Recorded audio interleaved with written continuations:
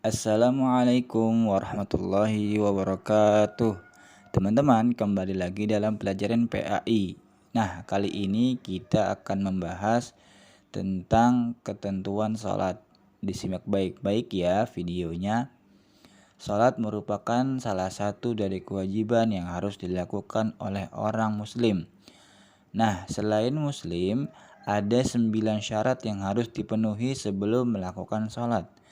Jika salah satu tidak terpenuhi, maka sholat kita menjadi tidak sah alias tidak diterima. Di antaranya 1.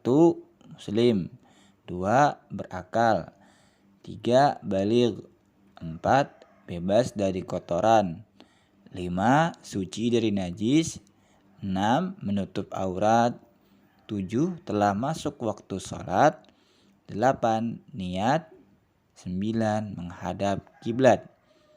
Kita bahas satu persatu ya. Yang pertama, muslim.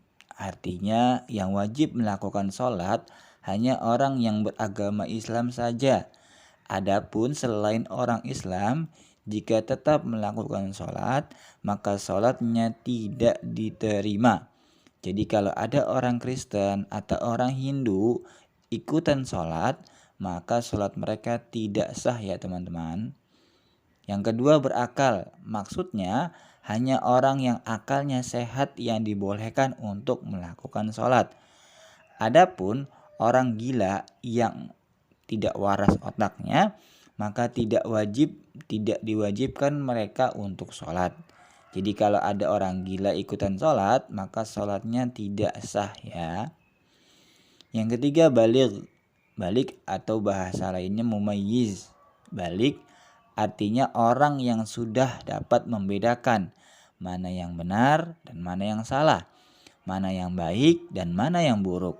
Jadi kalau ada anak bayi ikutan sholat, maka sholat anak bayi tersebut tidak sah ya teman-teman. Nah, kalau teman-teman sendiri sudah mumayyiz atau belum ya? Yang keempat, bebas dari hadas atau kotoran. Nah, jadi sebelum kita melakukan sholat, maka kita harus membersihkan seluruh badan kita. Dari apa? Dari hadas atau kotoran. Baik itu kotorannya besar atau kecil.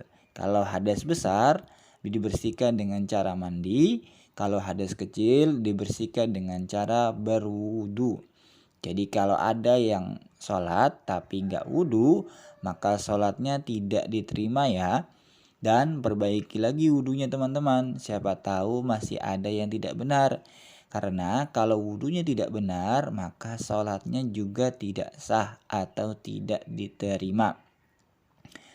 Yang kelima, suci dari najis. Nah, sebelum sholat, teman-teman perhatikan kembali pakaian teman-teman, badannya teman-teman, dan juga tempat sholatnya. Karena kalau ada kotoran, maka harus dibersihkan dulu. Jadi kalau sholat di tempat yang ada najisnya, maka sholatnya tidak diterima. Nah, yang keenam adalah menutup aurat. Aurat adalah bagian dari tubuh manusia yang harus ditutupi dan tidak boleh terlihat oleh orang lain. Nah, kalau laki-laki auratnya dari pusar sampai lutut.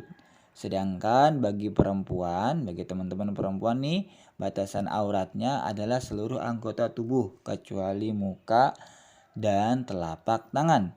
Nah, mulai sekarang perhatikan kembali aurat teman-teman ya. Yang ketujuh, telah masuk waktu sholat. Nah teman-teman, kalau mau sholat itu harus memperhatikan waktu sholatnya ya. Jangan sholat zuhur jam 7 malam, lalu sholat subuh jam 12 siang. Dan apabila belum masuk waktu sholat, maka sholatnya tidak diterima. Jadi mulai sekarang perhatikan waktu sholatnya teman-teman ya. Yang kedelapan adalah niat. Niat adalah sengaja melakukan suatu perkara atau perbuatan dengan dibarengi perbuatan tersebut. Contoh misalnya sudah terdengar azan subuh nih. Nah, teman-teman sengaja bangun dari kasur dan pergi ke kamar mandi untuk berwudu. Wudunya untuk apa Pak? Untuk melakukan sholat subuh. Nah, setelah selesai wudhu, teman-teman pakai pakaian sholat. Nah, itu semua merupakan rangkaian dari niat. Yang kesembilan, menghadap kiblat. Kiblat kita adalah Ka'bah. Jadi, teman-teman, jika hendak melakukan sholat, itu harus menghadap ke arah kiblat ya. Nah, kiblat itu ada di kota Mekah. Karena kalau tidak menghadap kiblat, maka sholatnya tidak diterima. Cukup sekian ya teman-teman. Syukron, jazakumullah khairan. Assalamualaikum warahmatullahi wabarakatuh.